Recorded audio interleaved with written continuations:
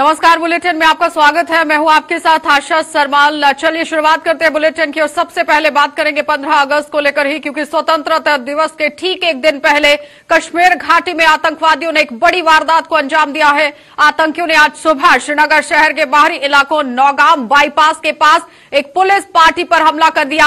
आतंकियों की ओर से अचानक की गई अंधाधुंध गोलाबारी में 2 जवान शहीद हो गए हैं। इस आतंकी हमले में एक जवान भी घायल हुआ है और शहीद हुए पुलिसकर्मियों की पहचान इशफाक अहमद और फयाज अहमद के रूप में की गई।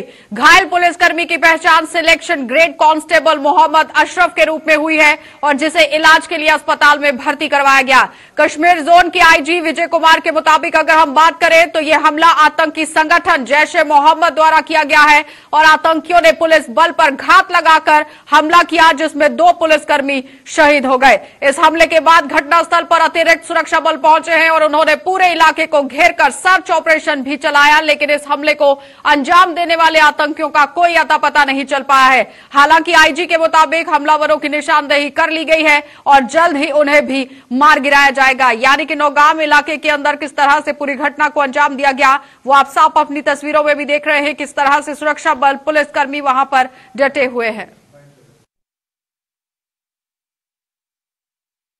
जैसा कि हम सब जानते हैं कि 15 अगस्त के लिए सिक्योरिटी बहुत टाइट थी, डिप्लॉयमेंट था। इस गली से गुलशन गली से 2 टेररिस्ट आए और हमारे लड़कों को पीछे से अंधाधुंध फायरिंग शुरू कर दिया, जिसमें हमारे 2 सिपाही शहीद हो गए, एक जख्मी हुए।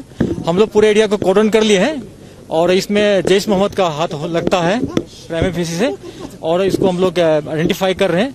कॉर्डन चल रहा है, देखते हैं। हर एक 26 जनवरी 15 अगस्त के पहले ऐसा इनपुट आते रहता है। इसका भी इनपुट था कि किसी भी एरिया में स्ट्राइक कर सकता है, तो लड़के हमारे अलर्ट थे। आप जैसा देखे होंगे बीपी जैकेट पटका भी पहने थे, पूरा मुस्तैद था, लेकिन पीछे से छिप के आ गया और फायर किया, जिससे हमारे 2 लड़के शहीद हो गए।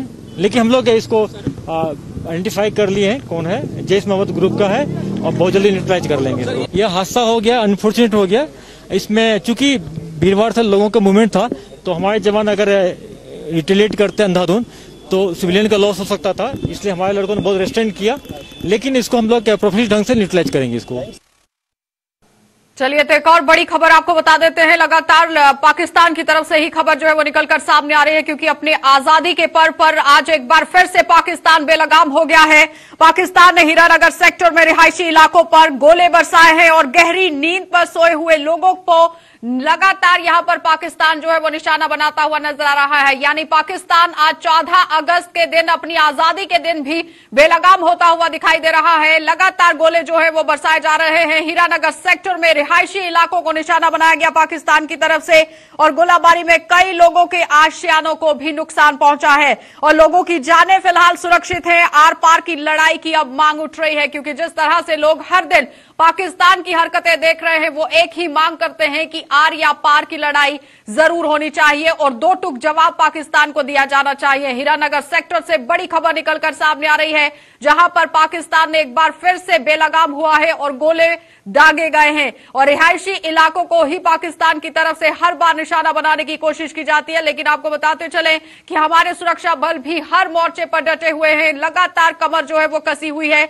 लेकिन फिर भी आज अपने आजादी के पर्व को मनाते हुए पाकिस्तान बेलगाम दिख रहा है, क्योंकि 14 अगस्त को पाकिस्तान आजाद हुआ था और अपनी आजादी के पर्व पर ही बेलगाम हुआ है। और पाकिस्तान ने हीरानगर सेक्टर के रिहायशी इलाकों पर गोले बरसाए हैं, जहां पर लोगों को भी काफी ज्यादा परेशानियां झेलनी पड़ी, क्योंकि रिहायशी इलाकों को लगातार पाकिस्तान जो है वो निशाना बनाने की कोशिश कर रहा है। और लोगों की अगर हम बात करें तो बार बार प्रतिक्रियाएं निकलकर यही सामने आती हैं कि पाकिस्तान को 2 टूक जवाब दिया जाना चाहिए और ऐसा नहीं है कि जवाब नहीं दिया जा रहा है। बहुत अच्छे से, बहुत समझाकर भी जवाब जो है वो देने की कोशिश की जाती है, क्योंकि हर बार बातचीत से भी पाकिस्तान सुधरने वाला नहीं है। लेकिन आपको बताते चले कि रिहायशी इलाकों का जिस तरह से पूरा जायजा जो है वो लिया गया है, क्योंकि लोगों से भी बातचीत करने की कोशिश की गई थी। ग्राउंड पर इस वक्त आप देख सकते हैं किस तरह से सूरत हाल बने हुए हैं। जो पीड़ित लोग हैं उनका क्या कुछ कहना है वो देख लीजिए जरा। रात को हम सोते भी नहीं है, छोटे छोटे बच्चे हैं हमारे, वो भी डरते हैं। बैंकर में जाते हैं तो बैंकर में गर्मी बहुत है, लाइट नहीं आती है। हम ऐसे गर्मी में पंखा चोल चोल के टाइम का पास करते हैं अपना। डिमांड हम ये करते हैं वे हमको पीछे ले जाए तो हमको जगह दे दे, बस इतनी डिमांड है। हम यही चाहते हैं वे हम इधर नहीं रहें, हमको पीछे थोड़ी थोड़ी जगह दे दे, हम उधरी मकान खड़ा करके उधर ही रहेंगे, इधर नहीं आएंगे। रोज़ करीब 10 बजे करीब फायर शुरू हो जाता है, सुबह 5 साढ़े 5 बजे तक होता ही रहता है। रात भर लोग जाके रहते हैं। पशुओं को भी गोली लगी है काफ़ी हमारे गांव में, आसपास के गांव में। तो यानी रात को निकलना बाहर मुश्किल है, ना तो नेटवर्क मिलता है ना कुछ, कोई ऐसी सुविधा है ही नहीं है।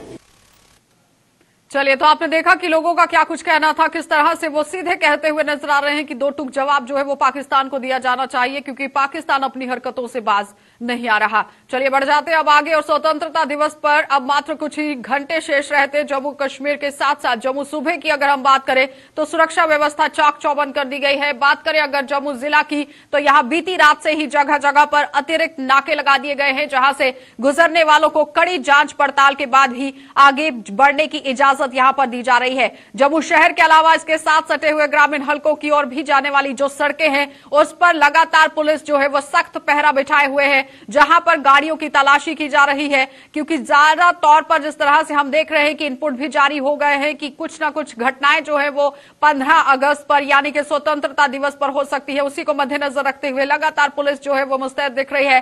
स्वतंत्रता दिवस के मद्देनजर वीरवार रात को मिनी स्टेडियम परेड के आसपास कंटीली तारे लगा दी गई, क्योंकि मुख्य समारोह यही होने जा रहा है और स्वतंत्रता दिवस कल चौथे वीकेंड लॉकडाउन के बीच मनाया जाएगा और मुख्य समारोह में आम लोगों को जाने की इजाजत इस बार भी नहीं दी गई है। यानी कि इस बार बिल्कुल अलग तरीके से स्वतंत्रता दिवस जो है वो मनाया जाएगा। लेकिन अगर हम सिक्योरिटी के लिहाज से देखें तो चाक चौबंद सिक्योरिटी के बंदोबस्त यहां पर किए गए हैं और साफ तौर पर आप स्टेडियम के भी सूरत हाल देख सकते हैं किस तरह से पूरा स्टेडियम यहां पर सजाया गया है, क्योंकि 15 अगस्त का पूरा समारोह यहीं पर होने वाला है।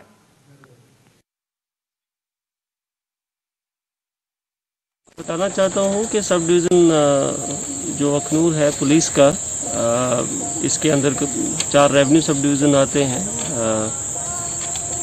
चौकी चौरा है आपका, जम्मू नॉर्थ है, अखनूर है और खोड़ है।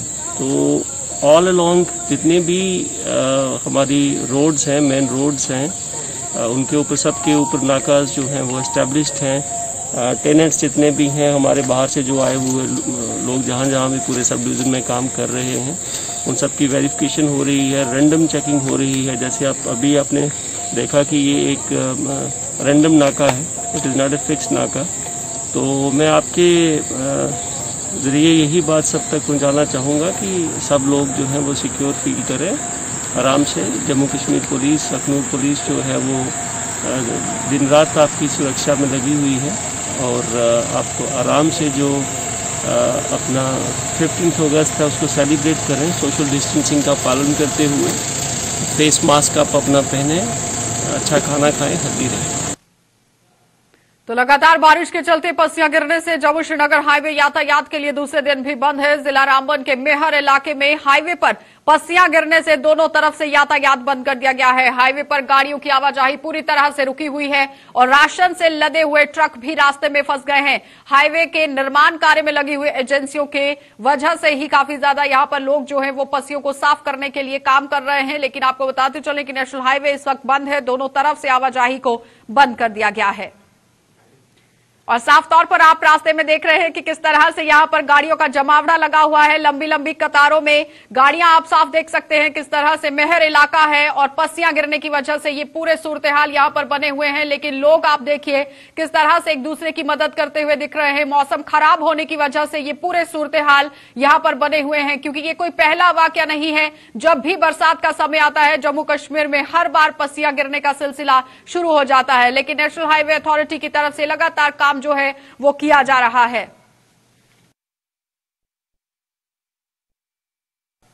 चलिए बढ़ जाते हैं आगे और बड़ी खबर से आपको रूबरू करवा देते हैं। अवमानना केस में वरिष्ठ वकील प्रशांत भूषण को सुप्रीम कोर्ट ने दोषी करार दे दिया है और ट्वीट मामले में स्वतः संज्ञान लेते हुए सुप्रीम कोर्ट ने वकील प्रशांत भूषण को कोर्ट की अवमानना पर दोषी करार दिया है। 2 अलग अलग ट्वीट यहां पर किए गए थे और ट्वीट्स का सुप्रीम कोर्ट ने संज्ञान लिया है और कोर्ट की अवमानना बेहद गंभीर मामला यहां पर बताया गया है। और यह भी बताते चले कि प्रशांत भूषण को सजा पर 20 अगस्त को को सुनवाई हो सकती है, यानी कि सजा होगी या नहीं होगी, इस पर पूरी तरह से काम जो है वो किया जाएगा। बहुत अहम खबर यहां पर आपको दिखाई जा रही है कि किस तरह से प्रशांत भूषण पर अब नकेल कसी जा रही है। सुप्रीम कोर्ट के हवाले से पूरी खबर निकलकर सामने आ रही है कि 20 अगस्त को ये पूरी सुनवाई होगी और इस मामले की सुनवाई के दौरान प्रशांत भूषण ने कहा था कि ट्वीट भले ही उन्होंने किया है, लेकिन वो उनका एक अलग ही तरीका था। किस तरह से पूरा काम हुआ है। अब माना केस में वरिष्ठ वकील प्रशांत भूषण जो है वो दोषी करार पाए गए हैं।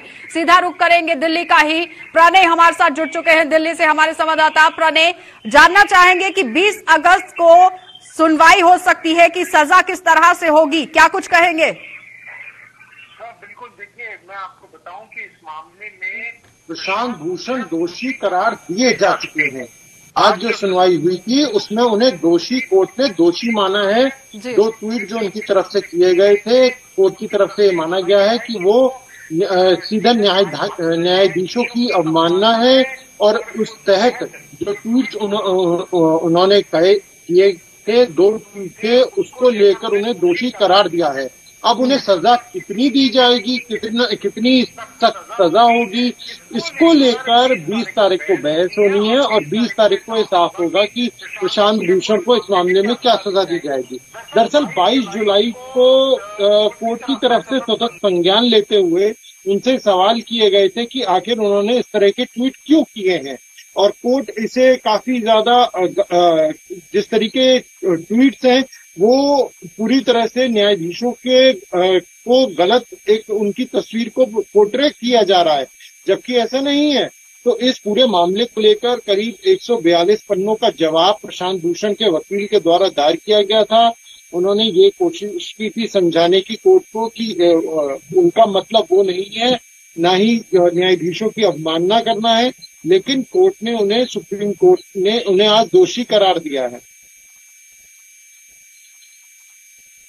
मैं अपने साथ आपको बनाए रखूंगी, लेकिन दर्शकों को यह बताना भी बहुत जरूरी है कि आखिर किस तरह से प्रशांत भूषण ने ट्वीट लिखा है, क्या वो पूरा ट्वीट था, वो भी जानना बहुत जरूरी है। तो प्रणय, आपकी प्रतिक्रिया इस पर बहुत जरूरी बनती है, जरा समझाइए कि क्या कुछ ट्वीट में लिखा गया था उस वक्त। देखिए, उस ट्वीट को जो उनकी तरफ से लिखा गया था वो हम उसे एज इट इज नहीं पढ़ सकते, क्योंकि वो कोर्ट की अवमानना होगी। कोर्ट ने पहले ही उस ट्वीट को अवमानना के तौर पर लिया है, इसलिए उसके बारे में हम खुल के बता नहीं पाएंगे। लेकिन कोर्ट ने माना है कि जिस भाषा शैली का इस्तेमाल किया गया, जो बातें उसमें कही गई, वो न्यायाधीशों की को लेकर थी, उनको लेकर एक आप उन्हें पर्सनल अटैक कर रहे हैं, जो नहीं होना चाहिए था। तो उसको देखते हुए कोर्ट ने प्रशांत भूषण को दोषी करार दिया है। अब इस मामले में उन्हें किस प्रकार अगस्त को सुनवाई होती है, जिसमें बताया गया है कि सजा का प्रावधान रखा जा सकता है, सजा हो सकती है। किस तरह से पूरी कार्यवाही रहेगी, क्या कुछ पूरा संज्ञान लिया जाएगा कोर्ट की तरफ से? देखिए, इस मामले में अब यही देखने वाली बात होगी कि आखिर सजा कितनी होती है, किस प्रकार से होती है। क्या आखिर में आके वो कोई माफी भी मांग सकते हैं, क्या उनकी सजा टाली जा सकती है, क्या कोर्ट उन्हें माफी पे छोड़ सकता है, ये सारी चीजें हैं जिन पर 20 तारीख को बहस हो सकती है। कोर्ट उसमें ये तय करेगा कि आखिर जो उनके वकील के द्वारा बातें कही जा रही हैं वो कितनी तर्कसंगत हैं, और उसके बाद कोर्ट अपना फैसला सुनाएगा। चलिए, बहुत बहुत धन्यवाद प्रणय पूरी जानकारी के लिए। तो फिलहाल आपने देखा, प्रणय हमारे संवाददाता हमारे साथ जुड़े हुए थे, जो हमें पूरी जानकारी दे रहे हैं कि किस तरह से पूरे सूरत हाल हो सकते हैं, क्योंकि दोषी करार तो दे दिया गया है वरिष्ठ वकील को और 20 अगस्त को सुनवाई होने वाली है, जिस पर यह तय किया जाएगा कि आखिर किस तरह से सजा का प्रावधान रहेगा। चलिए, अब बात कर लेते हैं राजस्थान की। राजस्थान में जिस तरह से सियासी दंगल इस वक्त जारी हो गया है, क्लाइमेक्स का वक्त आ गया है अब, और आज से राजस्थान में विधानसभा का सत्र शुरू हो गया है और शुरुआत में ही मुख्यमंत्री अशोक गहलोत ने विधानसभा में विश्वास मत प्रस्ताव पेश कर दिया है और सत्र से पहले ही विधायकों को व्हिप जारी कर दिया गया और भारतीय जनता पार्टी भी अविश्वास मत प्रस्ताव लाने की तैयारी में थी। लेकिन गहलोत ने पहले ही चाल चल दी है और अशोक गहलोत ने दावा किया है कि उनकी सरकार आसानी से बहुमत साबित कर लेगी। यानी जिस तरह से पूरा कश्मकश और जिस तरह से पूरी देखी जा रही थी एक लड़ाई यहाँ पर, वो बिल्कुल भी यहाँ पर साफ होती हुई नहीं दिख रही है, क्योंकि जिस तरह से अशोक गहलोत जो हैं वो अब अपना पाला संभालते हुए नजर आ रहे हैं। क्योंकि जिस तरह से लगातार सियासी दंगल देखा जा रहा था, शुरुआत में ही मुख्यमंत्री अशोक गहलोत ने विधानसभा में विश्वास मत प्रस्ताव यहां पर पेश कर दिया है। बहुत अहम चीजें यहां पर, क्योंकि गहलोत के सामने बहुमत साबित करने की अब चुनौती थी और जिस पर वो अब काम करना शुरू हो चुके हैं। और ये भी बताते चले कि लगातार नेताओं को उन्होंने अपने पाले में डाल दिया है, क्योंकि असेंबली भी वहां पर शुरू होने वाली है और जिस तरह से बैठने की जो सीटें हैं उनका प्रावधान रखा गया है वो देखते ही बन रहा है। क्योंकि सचिन पायलट हमेशा से गहलोत के साथ बैठते आए हैं, क्योंकि उप मुख्यमंत्री की सीट पर वो विराजमान थे, लेकिन इस बार असेंबली में कुछ बदला सा ही नजारा देखने को मिल सकता है।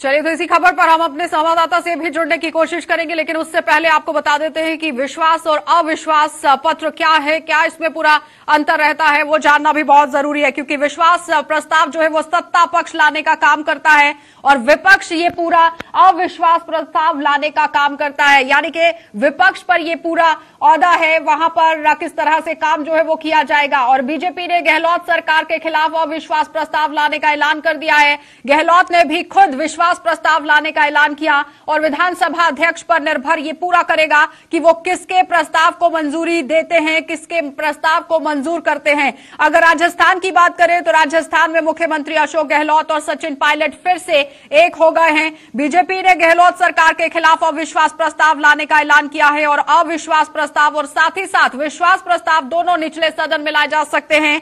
और अविश्वास प्रस्ताव और साथ ही साथ जिस तरह से काम जो है वो होता हुआ दिख रहा है, क्योंकि एक घमासान यहां पर राजनीतिक तरीके से दिख रहा था।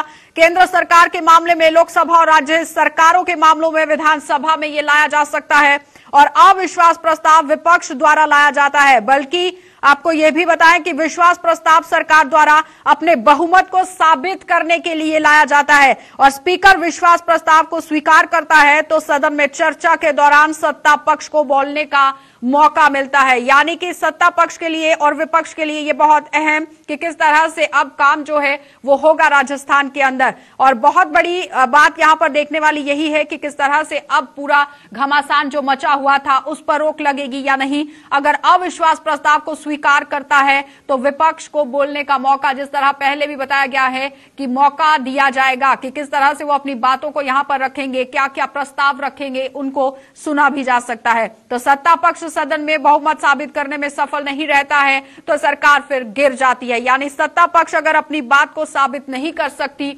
अपनी बात को क्लियर नहीं कर सकती तो सरकार गिर जाती है। तो ऐसे में किसी विधायक के मामले में भी ये हो सकता है और विश्वास प्रस्ताव लाने का काम यहां पर सत्ता पक्ष का है। और केंद्र में प्रधानमंत्री और राज्य में मुख्यमंत्री विश्वास प्रस्ताव जो है वो पेश करते हैं और सरकार के बने रहने के लिए भी विश्वास प्रस्ताव का पारित होना, मतलब कि मंजूर होना बहुत जरूरी है।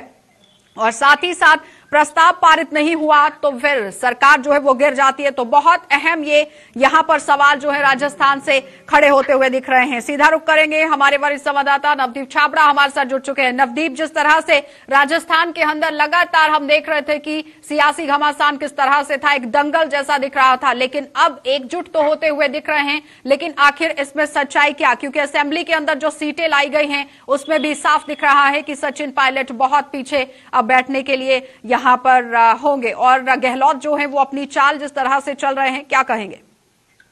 देखिए आशा, क्योंकि विधानसभा का सत्र शुरू होने से पहले कल आपने देखा कि जयपुर के अंदर सबसे पहले बीजेपी विधायक दल की बैठक हुई और उसके बाद देर शाम को कांग्रेस के विधायक दल की बैठक हुई। कांग्रेस विधायक दल की बैठक के अंदर जो था वो साफ तौर देखा गया कि गहलोत और पायलट आपस में मिले जरूर, लेकिन कहीं ना कहीं जो दूरी थी नजरों में वो साफ तौर पर दिख रही थी। क्योंकि कांग्रेस पार्टी ने भी स्पष्ट ये नहीं किया कि जो पायलट खेमा है उसके विधायक है उनके जो पद छीने गए थे वो वापसी होगी नहीं होगी और किस तरीके की होगी। लेकिन उससे पहले बीजेपी ने साफ कर दिया था कि हम विधानसभा के अंदर अविश्वास प्रस्ताव लाएंगे। यानी कि बीजेपी के इस कदम से कहीं ना कहीं सरकार को लेकर खतरा ये जरूर बन गया था कि आखिरकार बीजेपी के पास ऐसा क्या कार्ड है कि वो विधानसभा के अंदर अविश्वास प्रस्ताव लेकर आ रही है। लेकिन आज जैसे ही सत्र शुरू हुआ था, गहलोत यानी कि कांग्रेस पार्टी की तरफ से पहले ही जो विश्वास प्रस्ताव था वो देखिए नवदीप, जैसे ही सत्र शुरू होता है विधायक समय पर नहीं पहुंचते हैं और समय पर नहीं पहुंचने की वजह से